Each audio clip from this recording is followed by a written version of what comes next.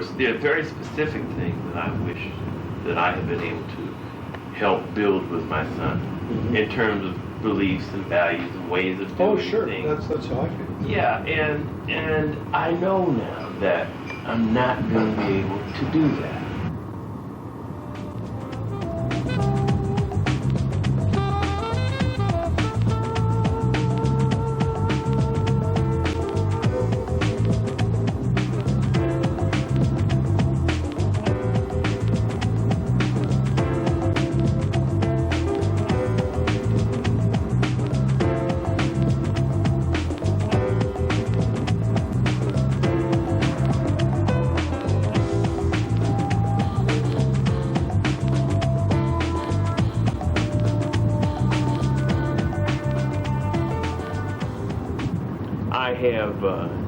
I have my own problems with regard to my son because he's growing at a very rapid rate, as you said, and much of his growth is taking place outside of my view.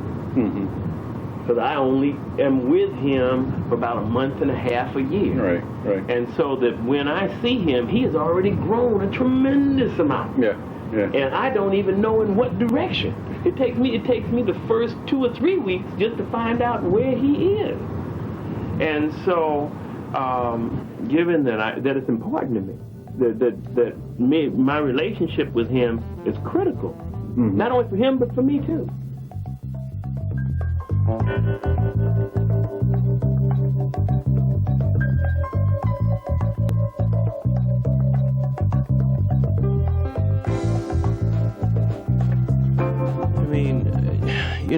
I'm convinced that my son can sense my insecurities, and I know he plays on them sometimes.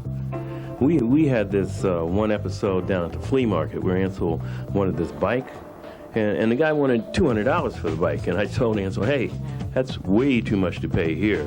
I offered the guy $150, which was still a lot of money.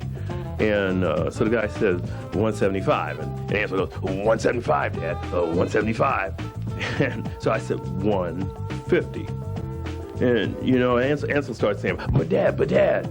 And I mean, it was like he just went kind of berserk. I mean, he got so annoyed with me. And so as we walk away, Ansel goes, you didn't want me to have a bike anyway. And I said, don't you try to guilt trip me. Don't you ever try to guilt trip me. I really don't appreciate that. And hey man, it was a real thing between us.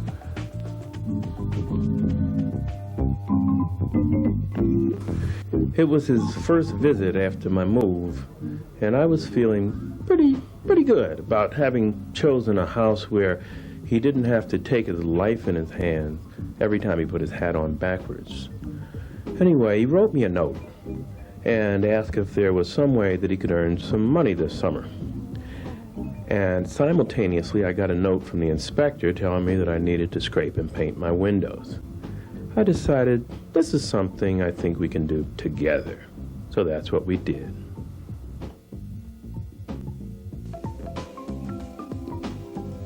When they get to be 16, 17 years old, you have a tendency to have a lot of conflicts.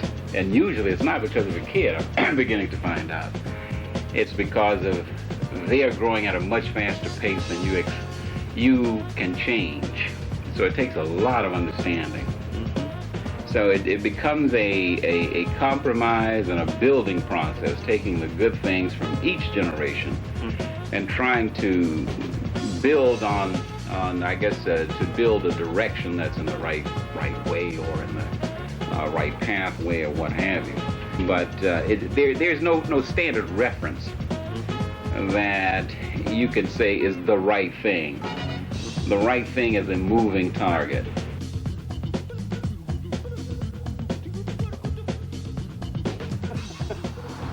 It's not nice to talk about. But whenever you have a problem with somebody, there's got to be some way to deal with it. Even though I must tell you, I'm not very good at it myself. Have you noticed that? Yeah, you run away. When there's a problem? Yeah. That's news to me.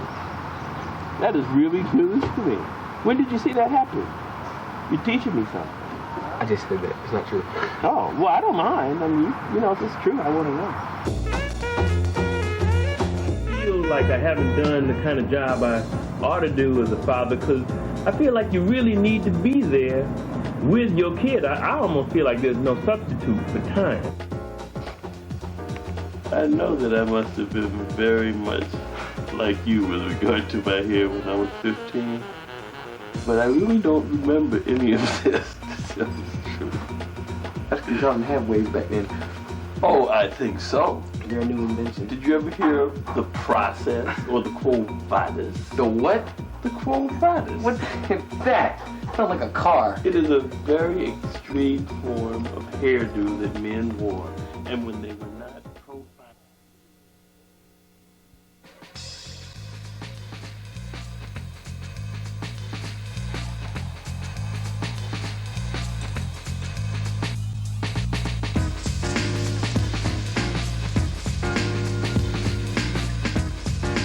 The question that he asked me is that if my dad was going to watch this and take it seriously, what would I say? Well, I'd say I love you. I don't know why I'd say it, but I would. That's it. When's the last time you saw him? When I was 7. What is it that helped you keep on loving him? I don't know. Just like memories and stuff. What are the memories like? What do you remember? Watching TV with him and stuff. That's about all I did. Do you have any thoughts for getting together with him again? I can't. He's gone. Oh. Is there anybody else who is kind of taking his place now? Some other male figure? Nope. No? How do you feel about that? I don't know. It really don't bother me no more. It bothered me at first, but now it don't bother me no more. When it did bother you, tell me the feelings you had when it used to bother you. I was like angry and stuff, and I felt kind of bad because when it happened, I was out shopping, so I felt kind of bad because I didn't get to see him before he died and stuff. Oh, he died? Yeah. Oh, I see. Is there anything else that you would want to say if you knew that he was going to hear this? Anything else at all? Not really. No? Have you seen him lately? Yeah, I've seen him just last month. How did that go? It went okay. It went decent because I was actually able to get in touch with one of my brothers that I've never met before.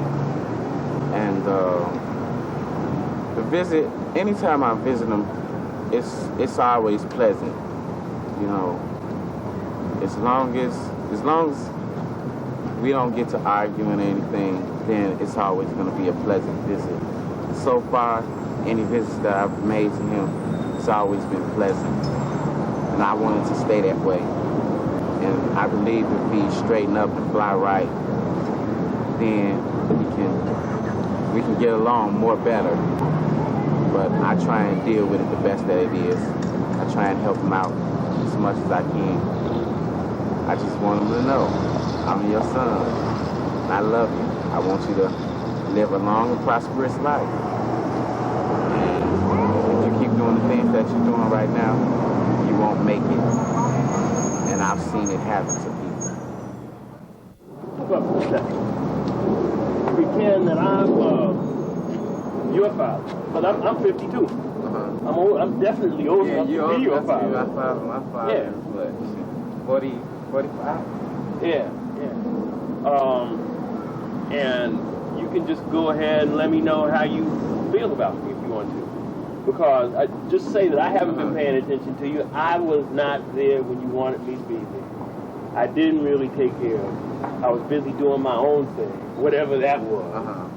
And you mentioned that there's some things that would have been easier for you to go through if I had been there, right? For instance, why don't you just tell me what would have been easier and what could I have done about it? For instance, I mean, okay, I've been to jail. I've been locked up for 23 months, and I'm just recently getting home.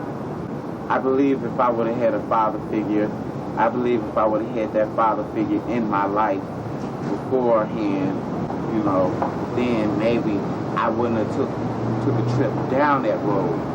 You know, because some children have the tendency, because they don't have their father there, the father figure or something like that, tends to be very kind of bad in some cases, you know, almost use that as their reason of being bad. Yeah. And which in some cases, most cases, when you don't have the father there to discipline you, I mean, it's like it's left up to mom. Mom is more softer than mom.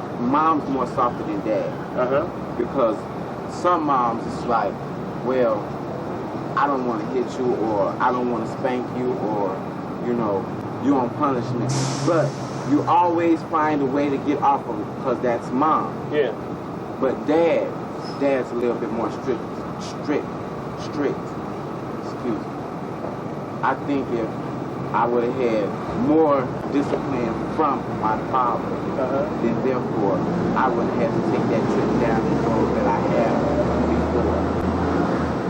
I just feel that straighten up and fly right. That's all. Yeah, you know. I think the same thing too, because I've always been in trouble. It's like, because I know my mom won't do nothing. She's just like, oh, Steve, you're so bad, and that's about it. She'll yell at me, and when no happen, I'll just leave the house. And if my father was around, I wouldn't do nothing, because I know he'd like punish me or something. So you think your father would have more control?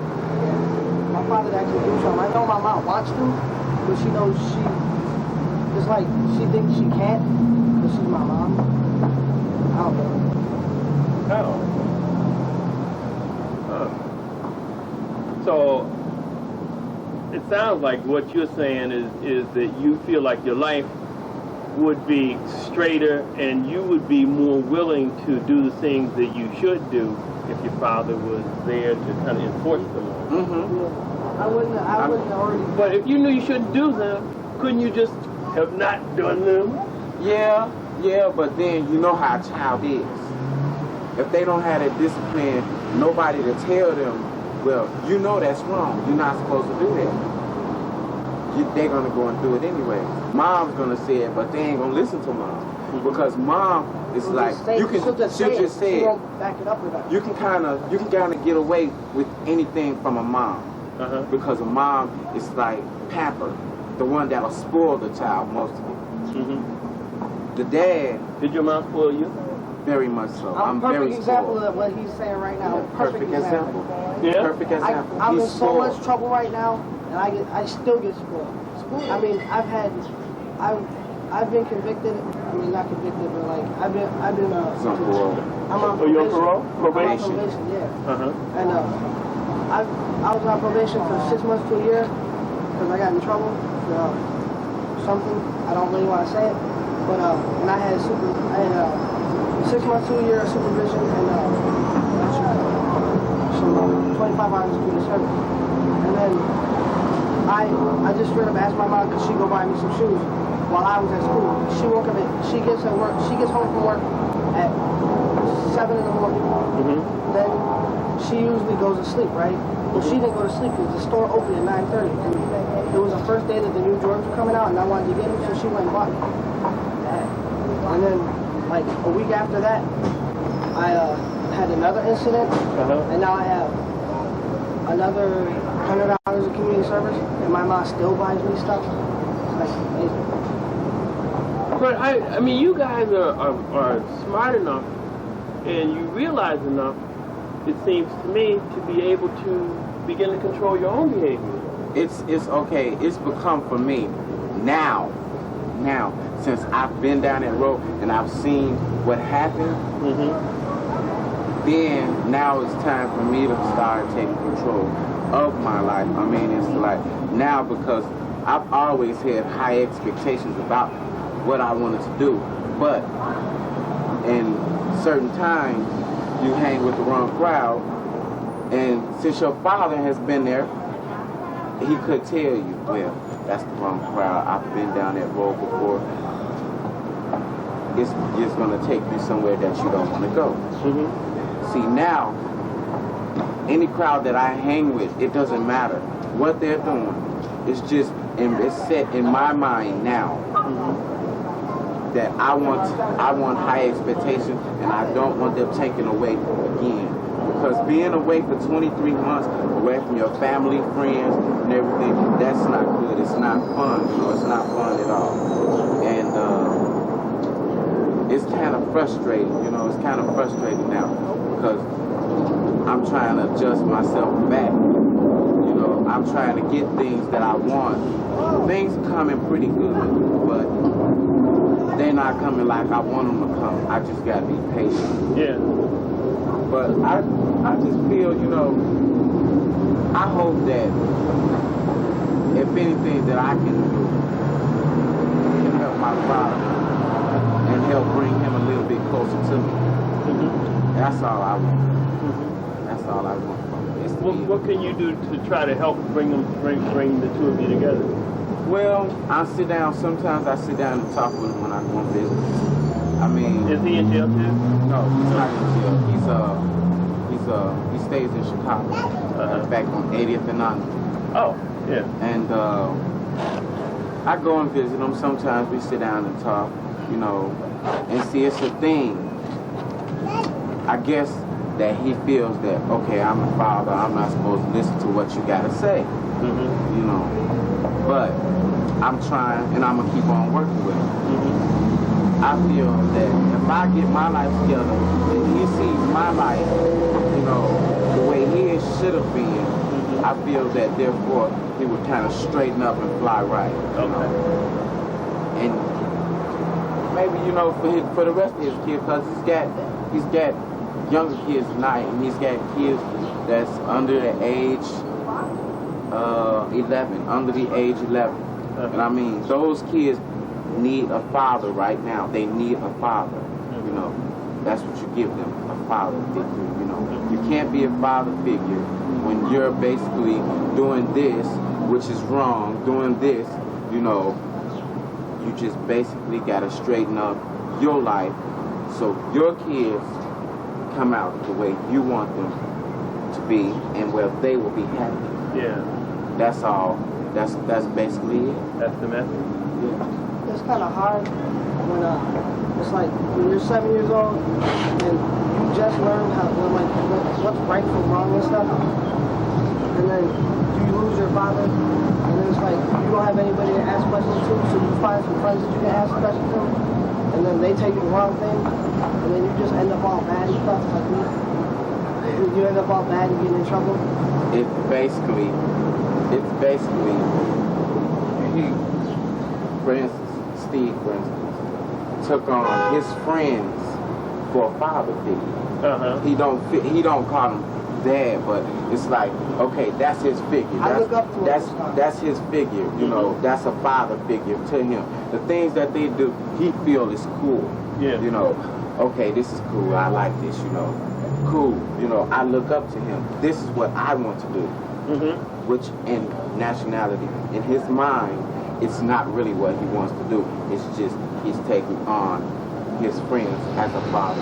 Because I've always been the youngest one in the whole crowd that I've ever hung out with. So it's like I always gotta look up to someone. So you just have to look up to the wrong person. Okay, guys, I really appreciate you all taking the time to talk about this. It's no problem, because I mean, basically, it's something good. I mean, it's something good for everyone here, you know. And maybe, you know, some fathers will realize, you know, you got to do the right thing. Once you do the right thing, your kids will come out the way you want them to. That's how I want my kids. I want them to come out with high expectations and be able to go at something and get it. You know, that's what I want. He wants to be a good father, so they won't be able to take like this off my head. I hate my father. He left me.